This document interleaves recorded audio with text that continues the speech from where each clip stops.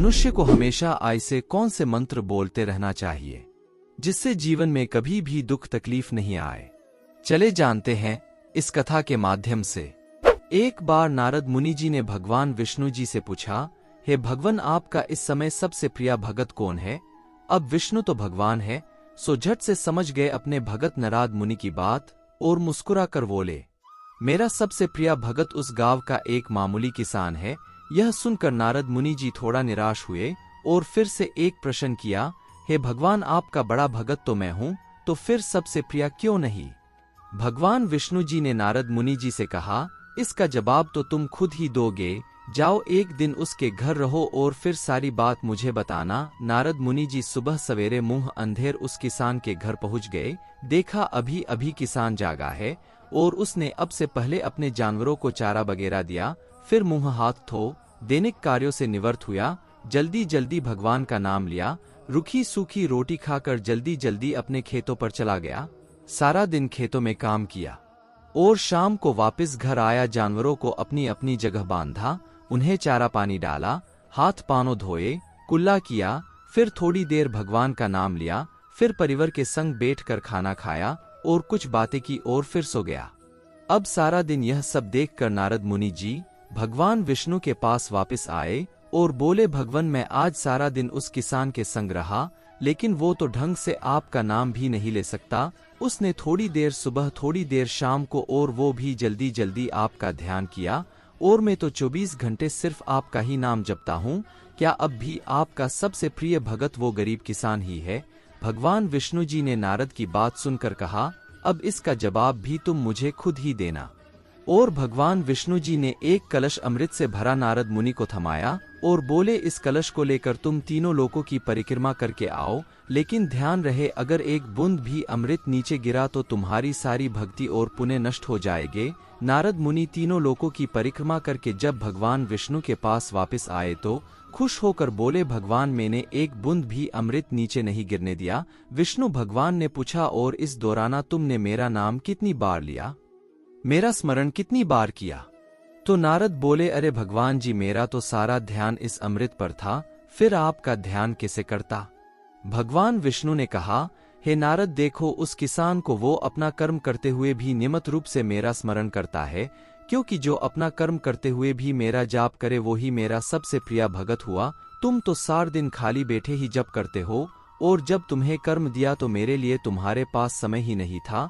तो नारद मुनि सब समझ गए और भगवान के चरण पकड़कर बोले, हे भगवान, आपने मेरा अहंकार तोड़ दिया, आप धन्य है।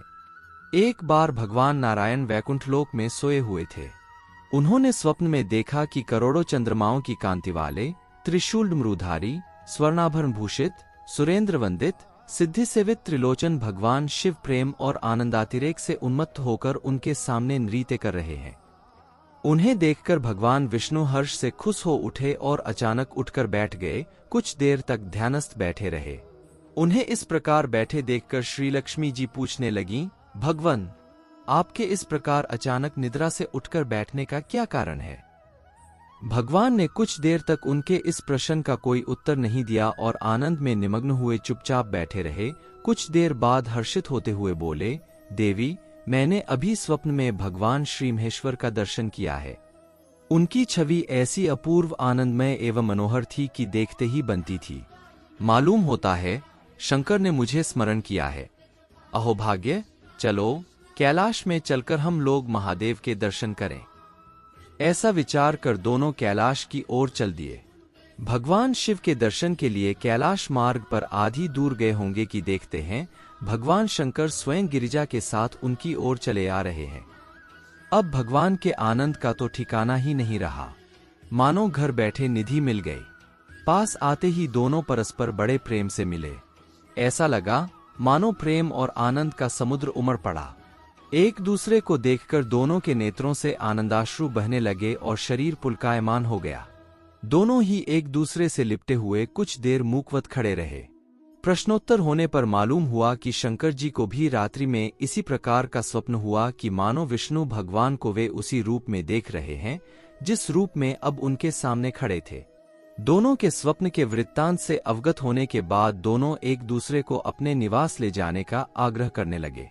नारायण ने कहा कि वैकुंठ चलो और भोलेनाथ कहने लगे कि कैलाश की ओर प्रस्थान किया जाए। दोनों के आग्रह में इतना अलौकिक प्रेम था कि यह निर्णय करना कठिन हो गया कि कहाँ चला जाए। इतने में ही क्या देखते हैं कि वीणा बजाते, हरिगुण गाते नारद जी कहीं से आ निकले। बस फिर क्या था, लगे दोनों उनसे निर्णय कराने की कहाँ चला जाए।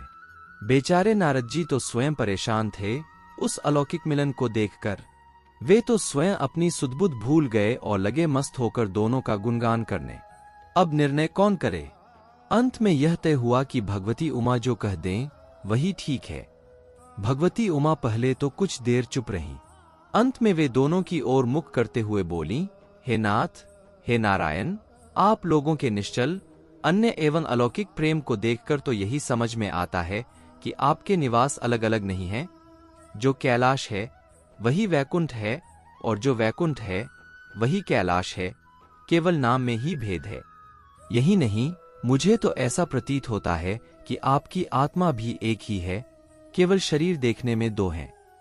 और तो और, मुझे तो स्पष्ट लग रहा है कि आपकी भार्याएं भी एक ही हैं।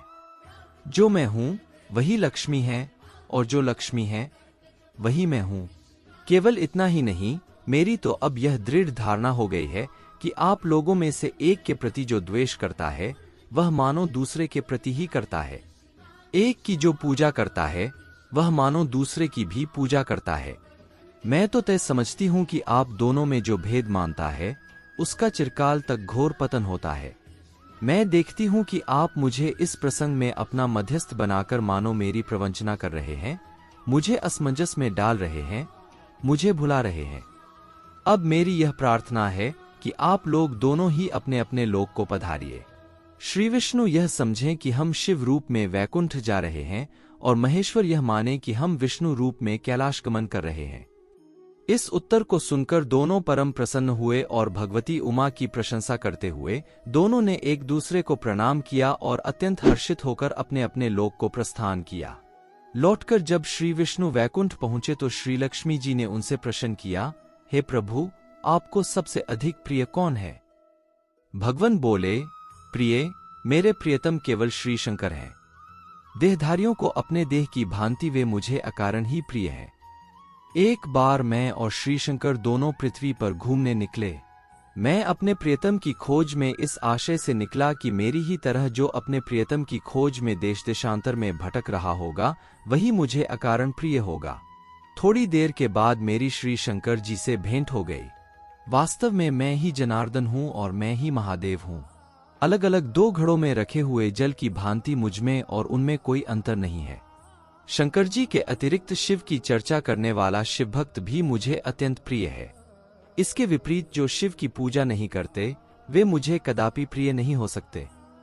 इस तरह जो शिव की पूजा करता है वह वैकुंठवासी विष्णु को भी स्वीकार है, और जो श्री विष्णु की वंदना करता है वह त्रिपुरारी को भी मना लेता है।